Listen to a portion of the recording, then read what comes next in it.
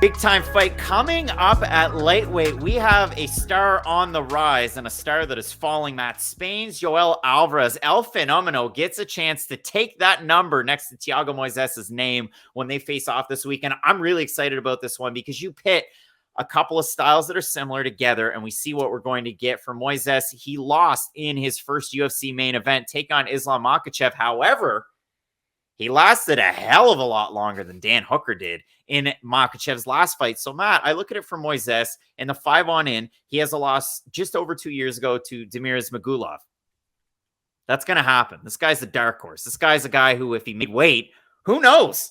Who knows? But that was just a couple of weeks ago. Matt, when I look at this fight for Thiago Moises, and you talk about fights aging like milk or aging like fine wine, I mean, man, his wins over Bobby Green and his last win that he had, again, to set him up for that main event over Alexander Hernandez.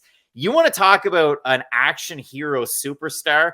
Those wins that he had right there, like 2011's Nicolas Cage flick Drive Angry. When Thiago Moises fights angry, this guy scares me when I'm watching at home on my couch. I agree with everything you said, but since I'm me, I'm going to make you really, really upset right now. I thought Bobby Green beat him. There you go. I thought Bobby Green beat Thiago Moises at the time. He puts a lot of volume on Moises, and that's really the only thing, a negative I can say about Thiago throughout his UFC tenure, is that he can get behind in a primary striking contest. Now, we see this a lot with primary grapplers. You can't be great at everything in MMA. Not everybody's GSP, or as Dana White now thinks, Kamaru Usman, the best ever. Not just, whoa, we got to start letting him in. He gets a seat at the table. What? Kamaru gets a seat at the table. Let me do my point, Craig. This is the thing about Moises. He's got a great game, but he does struggle in one really big area, which is the volume striking. And I know that's a weird thing to have concerns about because normally we talk about guys and it's their inability to defend like power shots. That's something you have to be concerned about because one power punch can put a guy's lights out. With Moises, he just gets behind so much with the volume and with some of the numbers that it does make me worry about him reaching for takedowns against the upper echelon guys. Now, I worry about these things when he fights guys like Justin Gaethje, when he fights guys like Islam Makhachev, of course, like we just saw, when he fights those type of names in this division. Those are the guys I think Moises should be fighting. And this is the last thing I'll say. I thought Bobby Green beat him, but this is my whole point.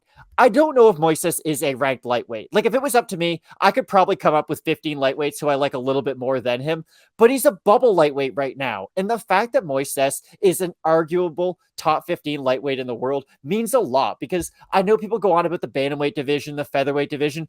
To me, the lightweight division is still the best division in the UFC. And if you can prove that you're one of the top 15 guys at that weight class, then there must be something special about you. And the last point I'll make before I hand it off to you is, if it wasn't a main event, he would have just lost a decision to Islam. I know that's like you're really starting to bend the rules in your own way. And I get it. I'm only saying it as a joke. But still, if you just look at the success and the run that Islam has been on, Drew Dober got mollywopped and submitted like it was nothing. Same thing with Dan Hooker. So the fact that Moises was at least able to make some of those grappling exchanges a little bit competitive does give me a lot of confidence when he's fighting another primary grappler in Alvarez. Matt, so let's talk about this fight because for Joel Alvarez, listen, 100% hand to goodness gracious, if we want to get crazy, one of the most confident underdog picks I've ever had on this channel was when Alvarez took on Joe Duffy. And I'm dead serious. Joe was he at TriStar? Was he not at TriStar? He had a long time layoff. He wasn't on the right track. He's not the same guy that fought Conor McGregor on the regional scene. He's not even the guy that came into the UFC. And when we went into that fight, it was like, yeah, Alvarez is going to win this fight. He's going to submit him. This is easy. And Alvarez was what, a plus 245 in that fight? Book it. Sure. 100% he's going to win that fight. Okay, even before that, Danilo Belluardo. He wasn't meant to be in the UFC. What? Alvarez is going to win that fight 100%. When you're fighting Alexander Yakovlev, a guy who strikes to wrestled to... No. We just need to call him out. A guy who got dropped by Damian Maia on the feet. That's the type of fighter he is. Gets dropped with the first straight Damian Maia lands on him. Yakovlev, not ready for primetime player like on SNL. And for Alvarez, he gets him caught in this very, very slick submission. And if you want to get caught in a trap, you go into UFC, you go into fightmetric.rds.ca, you go into upcoming, then you find this fight, and you look at the numbers. Significant strikes, they favor Alvarez.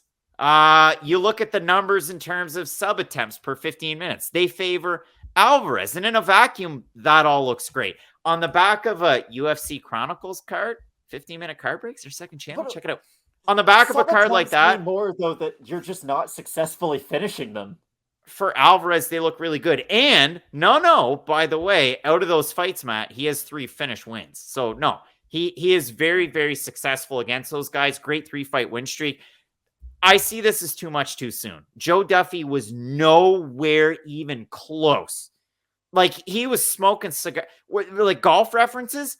He was having a case of beer with the boys, sitting at the table smoking cigars when he fought Alvarez. Like, we're not even close to the prime guy. So, Matt, when I look at this fight, Thiago Moises for the odds in this one is a pretty big favorite. Open to minus 130. That's a surprise. Minus 243 right now. Alvarez open to plus 110. He's plus 194. I haven't looked at the Tapology votes, Matt. I'm going to guess 85% Moises over under.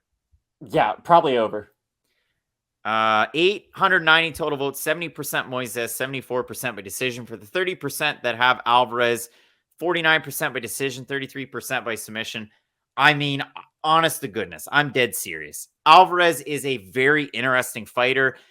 His UFC debut, Demiris Magulov, who then would go on to fight Thiago Moises and beat him too. So that's kind of fun. Former common opponent. Thiago Moises is a lot better of a fighter than Joel Alvarez and way better on the feet. And I know Alvarez continues to make gains in his stand-up. You go to his Instagram, he's wearing the knee pads, he's wearing the boxing gloves, whatever. He does have a good ground game. His ground game is nowhere near Thiago Moises's. Okay. And Matt, put me on a poster. You got an inch and you took a mile, Craig. You got to slow down a little bit. Hold on. This is like you saying, Jacare's never going to get submitted by Andrea Muniz. That's never going to happen. I don't see Thiago Moises getting beat by Joel Alvarez, and I'll just leave it there. Your confidence is making me want to pick Joel Alvarez, and that's just me being 100% honest right now. This is the thing. Thiago Moises should be able to win this fight. He's the much better fighter in the majority of areas. I don't agree with the point on his striking, though, and I do worry about him striking against upper-level guys in the UFC. And this will be the really important fight for that, because if we do see him struggle, at least in open range with Joel Alvarez, he's going to have a lot of trouble against anybody in the top 15 he does come across. Like, if we see Alvarez able to really establish his jab, make Moises shoot from really far away, defend those labor takedowns, and just lead him later on into the fight, I think there is an area for Alvarez to leave with a dub. I really do. Now, the flip side is Moises has shown the ability to end fights immediately when they're on the mat. This is the thing. You disagreed with what I was trying to say, but you didn't let me finish. Submission attempts is just like shot attempts per game in basketball. Like, just because you're going for a lot doesn't mean the success rate on them is always very high. That's my point with Alvarez. He just goes for a lot of them. And yes, sometimes he's able to lock one up because it is that submission through obscurity. If I go for a lot of stuff, eventually one is going to catch. That stuff doesn't work against a guy like Moises, who just is so traditionally sound. We saw Moises get caught in a submission his last time out, but that was due to fatigue and due to the fact that he was fighting probably the most dominant wrestler in the division now that Khabib is gone. I don't think Alvarez has any of those skill sets, so I like Moises quite a bit. Both of us going with Thiago Moises in this fight, but I really want to hear from the fans out there because I know there's been a lot of people riding that wave of the Spanish fighters like Chris Barnett. How crazy is that?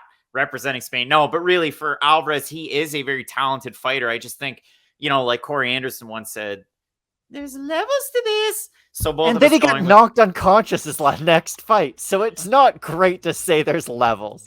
Both of us going with Brazil's Thiago Moises in this fight. If you think we're silly, you let us know down below. I'll tell you what's not silly, Matt. The matchmaking in our main event. Yair Rodriguez taking on Max Holloway. You want dynamic strikers, you got them. Keep it locked in with Fight Night Picks. We always say, let's get into it.